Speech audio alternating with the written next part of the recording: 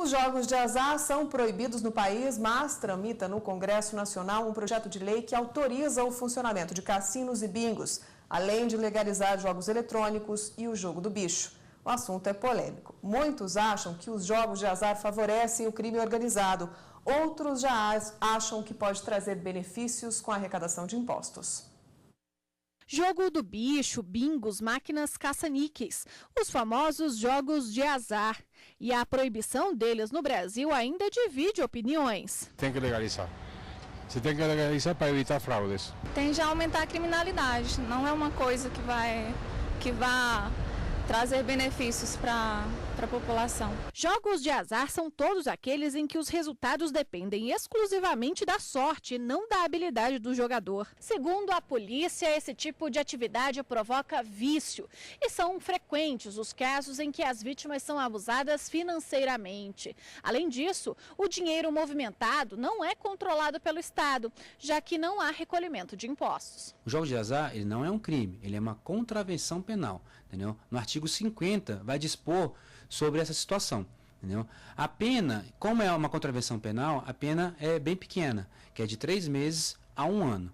Entendeu? Então, hoje no Brasil, existe um estudo em relação ao jogo de azar de querer criminalizar, tornar como crime. Só que hoje é uma contravenção penal. Delegacias de todo o país trabalham para combater esse tipo de contravenção. Às vezes a gente apreende a máquina, mas o dono não. Então o dono vai ser qualificado e depois ele vai responder por essa contravenção. Essa máquina, no caso a máquina caça-níquel, é encaminhada para o Instituto de Criminalística para que seja feita a perícia e constate realmente que é um jogo de azar. Para falar sobre esse assunto, está aqui conosco no estúdio o advogado Marcos Vinícius Figueiredo. Boa tarde. Boa tarde. O que são os jogos de azar e por que historicamente eles foram considerados uma contravenção? Os jogos de azar existem desde há 124 anos atrás, completam agora esse ano em 2016, e é todo jogo que se vincula à sorte. Você descarta um dinheiro almejando ganhar algo em troco. A gente pode considerar, por exemplo, a loteria como um jogo de azar. A loteria seria um jogo de azar. Aliás, o projeto de 2015, ele nasce justamente sobre esse viés. Por que se legalizar a loteria e não outros jogos como bingos, até o jogo do bicho? O jogo do bicho é muito comum do Brasil, né? Mas por que tem essa mistura, essa tentativa de criminalizar como se estivesse também vinculado ao tráfico de drogas, por exemplo?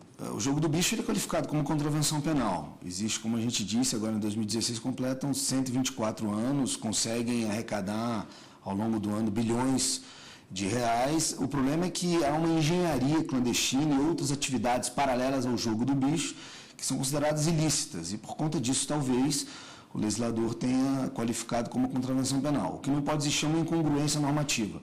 Um legislador, ao mesmo tempo, legalizar e em outro diploma legal, como o projeto do Código Penal em 2012, estabelecer como conduta típica. Então, o que o Código Penal prevê para esse tipo de crime? Na verdade, no Código Penal, hoje o jogo do bicho ele é considerado uma contravenção penal que se aplica prisão simples.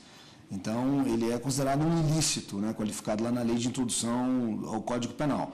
Mas a nova modificação do Código, em 2012, passou a estabelecer, num projeto de lei, o jogo do bicho como crime. E agora, em 2015, em dezembro de 2015, o legislador já aponta a possibilidade de legalizar o jogo do bicho, visando arrecadar impostos. Historicamente, o jogo do bicho tem uma relação com o tráfico de drogas? Por que isso é visto assim pela lei? A história ela é bastante interessante, né? Então há uma íntima ligação do jogo do bicho com as famílias, né? Existiam disputas entre as famílias por pontos de jogos, nasce aí a máfia e outras atividades clandestinas, não só de drogas, tráfico de armas, por exemplo, e conflitos internos. E deságua com a possibilidade dos donos desses pontos começarem a financiar o mercado eleitoral para se projetarem no poder. Com relação a uma pessoa que é pega, o meu estabelecimento oferece esse tipo de jogo de azar. O que acontece com o proprietário hoje? O proprietário hoje responde por contravenção penal, como apontou a autoridade policial. O problema é que a contravenção penal ela é um crime abaixo dos crimes de menor potencial ofensivo, se nós pudéssemos dizer assim, e não acarreta prisão. Para a pessoa que está jogando, ela não comete nenhum tipo de ilícito.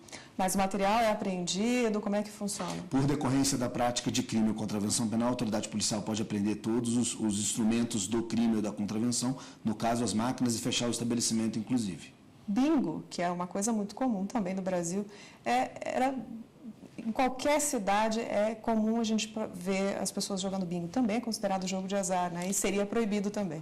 Engraçado é que aqui em Brasília, por exemplo, na W3, para quem conhece Brasília, existiam casas famosas de jogos do bingo. O mundo inteiro hoje estabelece a possibilidade, legaliza esse tipo de jogo.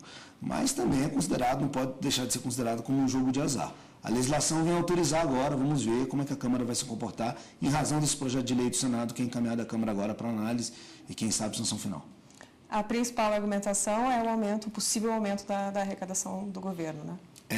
Me parece que não só esse ponto. O legislador, quando estabelece a criação desse projeto, ele estabelece também a possibilidade de minimizar essa atividade clandestina paralelista, por exemplo, minimizar ou eliminar a organização criminosa, mas, sobretudo, a arrecadação de impostos. O velho argumento de que a legalização pode tirar da sombra esse mecanismo que funciona. É um argumento perigoso porque a legislação nem sempre é capaz de resolver esses problemas, mas é um argumento, não sei se louvável, mas que preconizou a criação desse projeto. Para a gente encerrar, em algumas áreas a gente vê um estímulo ao poker, por exemplo, na TV a cabo, programas, pessoas competindo. As pessoas que estimulam, que fazem propaganda desse tipo de jogos que são proibidos no Brasil, também têm algum envolvimento pelo novo Código Penal? O projeto do Código ele estabelece a conduta típica como explorar jogo do bicho, em contradição com esse novo projeto do final do ano passado.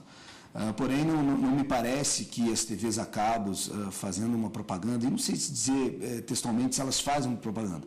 O que é importante saber é que em outros lugares do mundo, o pôquer ele é um jogo profissionalizado, né? Existem competições e etc. Não me parece que essa exploração via televisão acarretaria, salvo melhor juízo, fato criminoso, não.